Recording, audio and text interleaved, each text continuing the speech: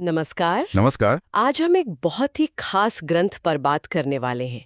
जगत गुरु कृपालु जी महाराज का रचा हुआ राधा गोविंद गीत। जी हाँ, भक्ति, प्रेम, माधुर्य जैसे उसका सागर हो ये ग्रंथ। बिल्कुल।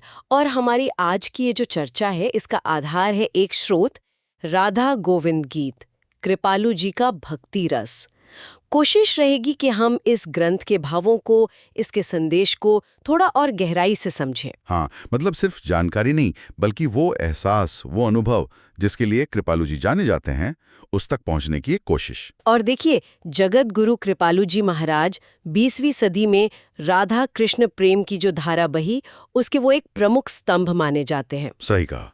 उनकी सबसे बड़ी खासियत शायद यही थी कि उन्होंने वेदों के, उपनिषदों के गहरे ज्ञान और भक्ति के जो सबसे मीठे भाव हैं, उनको बड़े ही आसान तरीके से सबके सामने रखा। बिल्कुल, उनकी वाणी में वो जादू था। और ये जो ग्रंथ है राधा गोविंद गीत, इसे सिर्फ कुछ भक्ति गीतों का कलेक्शन समझ लेना, वो इसकी गहराई को कम आंकना होगा। अच्छा। जी, ये स्रोत भी यही बताता है कि ये असल में एक साधना जैसा है। शब्द हैं, गीत हैं, पर इनके जरिए आत्मा सीधे जुड़ती है उस दिव्य प्रेम से। कृपालु जी की ये खासियत थी, बड़ी से बड़ी फिलोसॉफिकल बात को भी वो आम बोलचाल में, दोहों में, गीतों में ढाल देते थे। तो चलिए इसी सहजता और गहराई को महसूस करते हुए आगे बढ़ते हैं।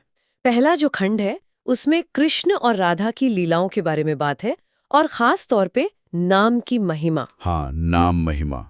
एक बड़ा ही मशहूर दोहा है और सुनने में बहुत सरल लगता है। राधा नाम जपो रे भाई, भव सागर तरी जइबे भाई।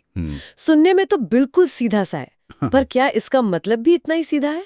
देखिए, ऊपर से तो लगता है हाँ, राधा नाम जपो और ये जो दुनिया का सागर है इससे पार हो जाओगे। हाँ। लेकिन इसमें एक गहरा पहलू है। कृपालु जी यहाँ ये नहीं कह रहे कि कृष्ण नाम जपो या कोई और मंत्र, वो जोर दे रहे हैं राधा नाम पर। हाँ, ये बात ध्यान देने वाली है। उनके दर्शन में, उनके विचारों में राधा तत्व कृष्ण से भी आप कह सकते हैं बढ़कर है, क्योंकि वो प्रेम की, कृपा की देवी हैं। अच्छा। तो जब आप राधा नाम लेते हैं तो उसमें कृष्ण तो अपने आप ही आ जाते हैं। तो ये सिर्फ नाम जपना नहीं हुआ, ये हुआ कृपा की सबसे ऊंची शक्ति को पुकारना। ये तो बहुत दिलचस्प बात है, क्योंकि आमतौर पर तो हम भगवान का नाम लेने की बात सुनते हैं, पर यहाँ राधा नाम सबसे ऊपर। जी। क्या इसीलिए इसे भक्ति का सबसे सरल रास्ता भी कहा गया, कि बस नाम का सहारा ले लो और कोई मुश्किल पूजा पाठ विधि विधान की जरूरत नहीं? हाँ, सरलता तो इसकी बहुत बड़ी खूबी है, बिल्कुल।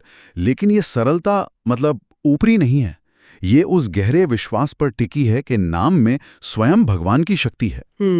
और आज का जो समय है, कलयुग जिसे कहते हैं, जहां लंबे लंबे यज्ञ करना, तपस्या करना, घंटों ध्यान लगाना, ये सब मुश्किल है सबके लिए। हाँ, बिल्कुल। ऐसे में नाम जप को सबसे आसान और सबसे असरदार तरीका माना गया है। कृपालु जी ने इसी बात पर बहुत जोर दिया। ये रास्ता सबके लिए है, कोई पढ़ा लिखा हो, अनपढ़ हो, अमीर हो, गरीब हो, कोई भी। लेकिन एक सवाल फिर भी आता है मन में। आज की जिंदगी देखिए, कितनी भाग दौड़ है, कितनी टेंशन है। क्या सच में सिर्फ नाम जपने से वो शांति मिल सकती है, या ये बस एक विश्वास की बात है? इसका कोई साइकोलॉजिकल असर भी होता है? देखिए, विश्वास तो इसका आधार है ही, वो तो है ही। लेकिन अगर हम मनोवैज्ञानिक नजरिए से भी देखें तो नाम स्मरण मतलब किसी एक शब्द या आवाज को बार बार दोहराना, ये मन को फोकस करने का एक बहुत ताकतवर तरीका है। हाँ, ये तो है। हमारे जो विचार भटकते रहते ना इधर उधर, उनको ही एक जगह लाता है। आजकल जैसे माइंडफुलनेस की बात होती है, मेडिटेशन की, जी जी। नाम जब भी कुछ वैसा ही काम करता है। तनाव कम होता है इससे, एकाग्रता बढ़ती है। और कृपालु जी के अनुसार जब ये नाम भगवान का हो तो इसका असर सिर्फ दिमागी शांति तक नहीं रहता, ये आत्मा को भी साफ करता है और उस डिवाइन चेतना से जोड़ता है। अच्छा। तो हाँ, इसकी जरूरत और इसका महत्व आज शायद पहले से भी ज्यादा है, क्योंकि अंदर की शांति वो आज किसे नहीं चाहिए। ये बात तो सोचने वाली है। तो नाम की शक्ति ये तो समझ आई, लेकिन कृपालु जी का दर्शन सिर्फ नाम तक ही तो नहीं है। नहीं, बिल्कुल नहीं। दूसरा जो खंड है वो माधुर्य भक्ति के राज पर है, मतलब प्रेम ही सब कुछ है। श्लोक है, प्रेम बिना नहीं हरि राधे, चाहे कोटि जप तप साधे। ये तो बहुत ही बड़ी बात कह दी। हाँ, बहुत बड़ी बात। करोड़ों जप कर लो, तपस्या कर लो, सब बेकार अगर प्रेम नहीं है तो। बिल्कुल। और यही यही कृपालु जी के भक्ति मार्ग का आप कह सकते हैं एसेंस है, सार है। वो साफ साफ कहते हैं कि भक्ति का जो असली मकसद है वो है ईश्वर को खुश करना, उनको रिझाना। स्वार्थ वाले प्रेम से वश में होते हैं। अच्छा। जब तब पूजा ये सब साधन हो सकते हैं, मन को तैयार करने के तरीके हो सकते हैं, पर अगर दिल में वो प्रेम वाला भाव नहीं जागा ना, तो ये सब बाहर की क्रियाएं ये खोखली हैं। तो यहाँ एक बहुत महीन सा लेकिन बहुत जरूरी फर्क बताया जा रहा है, बाहरी साधना और अंदर की भक्ति। जी हाँ। कई बार लोग सोचते हैं कि घंटों पूजा कर ली, बड़े कठिन व्रत रख लिए, बस यही असली भक्ति है। हाँ, और कृपालु जी इसी गलत फहमी को तोड़ते हैं। वो कहते हैं भगवान भाव के भूखे हैं, क्रियाओं के नहीं। बाहरी साधना से आपको पुण्य मिल जाएगा, शायद कोई सिद्धि मिल जाएगी, स्वर्ग भी मिल जाएगा, लेकिन भगवान का प्रेम, भगवान का साथ, वो तो दिल के सच्चे प्रेम से ही मिलेगा। कृष्ण गोपियों के प्रेम से बंधे थे, उनकी डिग्रियों या तपस्या से नहीं। सही बात है। तो भक्ति का सच्चा रूप क्या हुआ? वो हुआ ईश्वर को अपना सब कुछ मानना, उनसे दुनिया की कोई चीज न मांगना, बस उनके प्रेम की, उनके दर्शन की इच्छा रखना।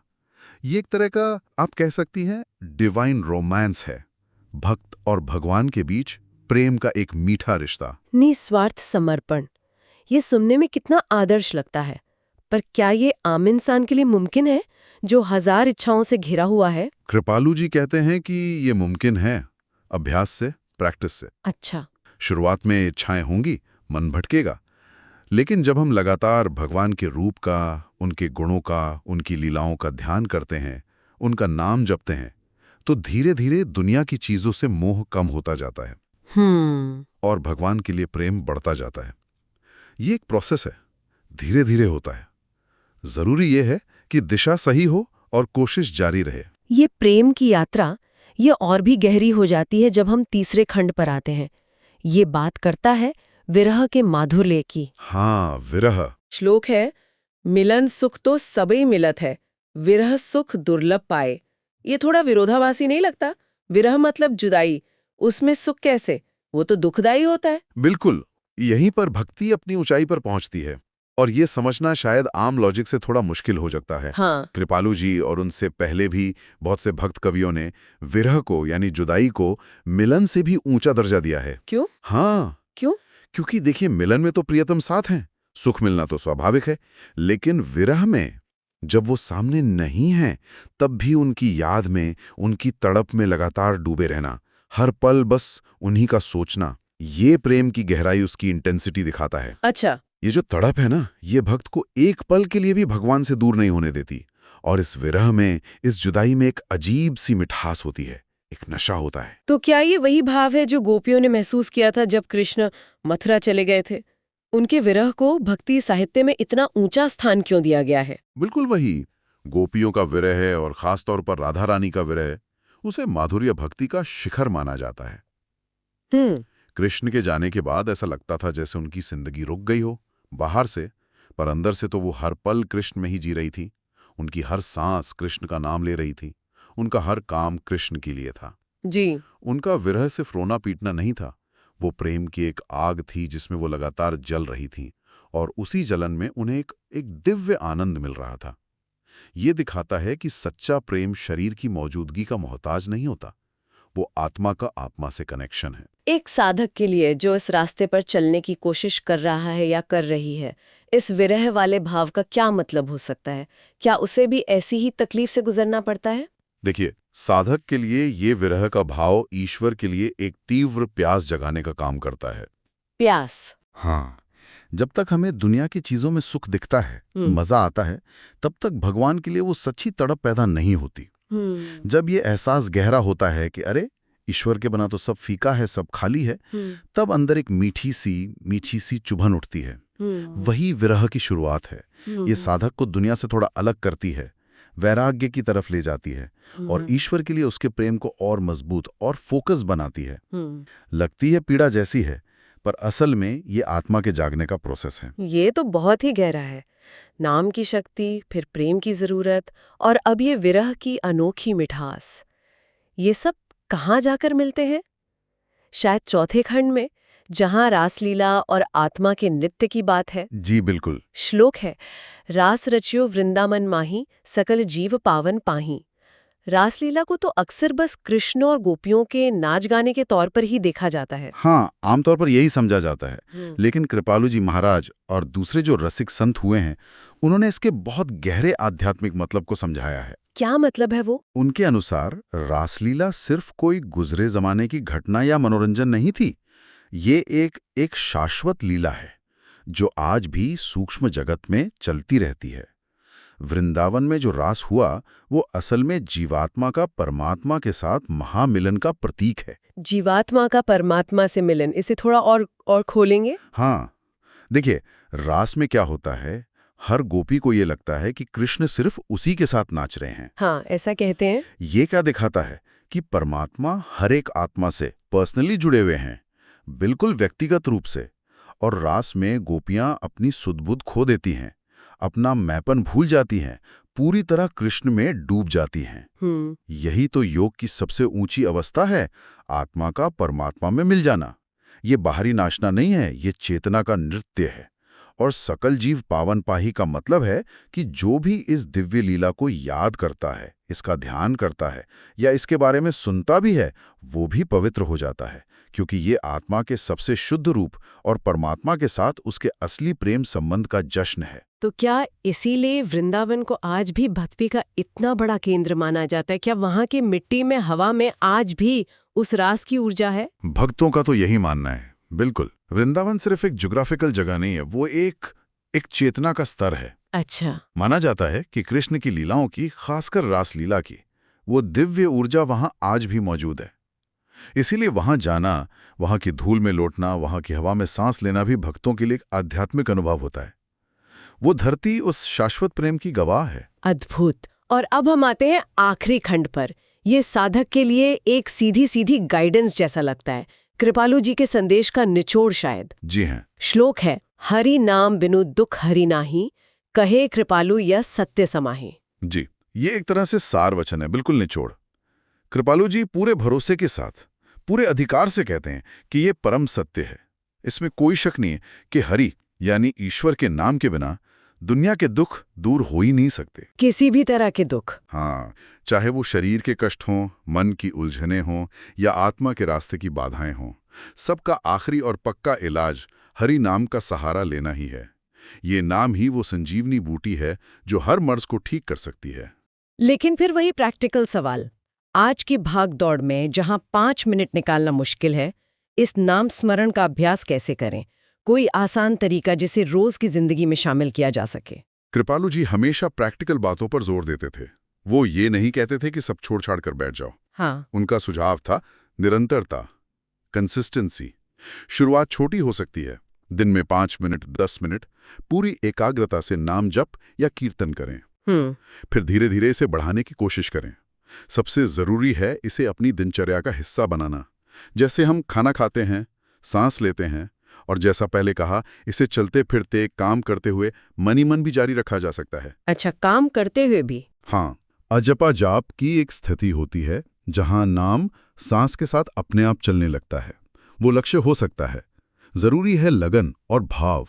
अगर इच्छा सच्ची हो ना तो समय निकल ही आता है। तो कुल मिलाकर राधा गोविंद गीत और कृपालु जी के दर्शन से जो मुख्य बातें सामने आ रही हैं, वो है भक्ति के रास्ते की सहजता, उसकी सरलता, बिल्कुल, प्रेम का सबसे महत्वपूर्ण होना। हाँ, प्रेम केंद्र में है। और आज के युग में, कलयुग में, नाम स्मरण की जो खास अहमियत है, वो उन्होंने ज्ञान या कर्मकांड की मुश्किलों के बजाय सीधे दिल के भाव पर जोर दिया। बिल्कुल सही समझा आपने। उनका पूरा जोर इसी बात पर था कि भाई भगवान को पाना मुश्किल नहीं है, बस दिशा सही होनी चाहिए और भाव सच्चा होना चाहिए। उन्होंने भक्ति को कोई डरावनी या बोझिल चीज नहीं बनाया, बल्कि उसे आनंदमय, रसमय बनाया। हाँ। राधा कृष्ण की मीठी मीठी लीलाओं का गान करके उन्होंने लोगों को अपनी तरफ खींचा और उन्हें बड़े प्यार से, आसानी से भक्ति के रास्ते पर चलने की प्रेरणा दी। सरलता, प्रेम और नाम, ये 3 सूत्र उनके संदेश का आधार है। वाकई इस पूरी चर्चा से ऐसा लग रहा है कि राधा गोविंद गीत सिर्फ एक धार्मिक किताब नहीं है, ये तो प्रेम और आनंद का एक बहता हुआ झरना है जी, जो पढ़ने वाले या सुनने वाले को सीधे उस अनुभव से जोड़ सकता है जिसकी बात कृपालु जी करते हैं। निश्चित रूप से ये ग्रंथ सिर्फ दिमाग को ज्ञान नहीं देता, ये दिल को छूता है, भाव जगाता है। और यही जगतगुरु कृपालु जी महाराज की सबसे बड़ी देन है। उन्होंने भक्ति के गहरे रहस्यों को सबके लिए आसान बना दिया, ये दिखाते हुए कि जिंदगी कैसी भी हो, ईश्वर का प्रेम और उनका नाम ही हमारा सबसे बड़ा सहारा है। तो इस गहरी चर्चा से जो सबसे बड़ी सीख हमारे साथ रह जाती है वो शायद यही है कि भक्ति कोई बहुत जटिल कर्मकांडों का नाम नहीं है, नहीं, बल्कि ये दिल की सादगी, बिना किसी स्वार्थ का प्रेम और ईश्वर के नाम में लगातार लगे रहने की कोशिश है। हाँ, और ये दिखाता है कि आध्यात्मिकता कोई अलग थलग चीज नहीं है। इसे हम अपनी रोजमर्रा की जिंदगी में, अपने रिश्तों में, अपने काम में भी उतार सकते हैं। बस हमारा नजरिया सही होना चाहिए। और अंत में एक विचार सोचने के लिए छोड़ जाते हैं। हमने नाम स्मरण की शक्ति की बात की। जी, क्या ये केवल एक धार्मिक विश्वास का ही मामला है, या फिर ईश्वर के नाम या किसी मंत्र का लयबद्ध जाप हमारे दिमाग पर, हमारी साइकोलॉजी पर भी कोई गहरा, शायद मापने लायक असर डालता है? आज जब मेंटल हेल्थ, स्ट्रेस मैनेजमेंट, ये सब इतनी बड़ी चुनौतियां हैं, तो क्या इन पुरानी भक्ति की पद्धतियां में आज के विज्ञान के लिए भी कुछ गहरे सूत्र छिपे हो सकते हैं? इस पर सोचा जा सकता है। बिल्कुल, ये विचार करने योग्य प्रश्न है।